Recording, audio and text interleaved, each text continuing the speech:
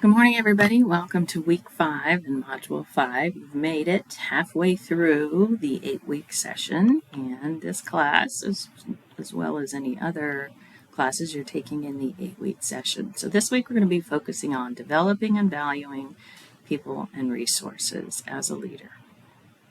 What makes you a leader? Who would want to be led by you?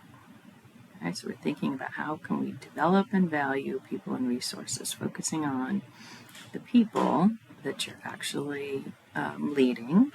So there's some readings on growing and developing people, or some information.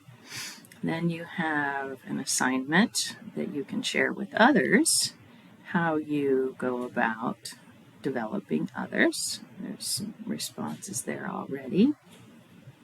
The next section on valuing people and resources, we have leadership expert Simon Sinek, putting others first. Another article about what motivates us. So some ideas designed to help you think about how you can operationalize this value. And the individual assignment has you reflecting back on your own work experiences.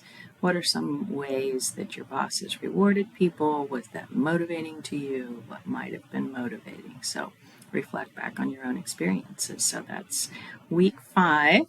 Let me know if you have any questions. Have a great week.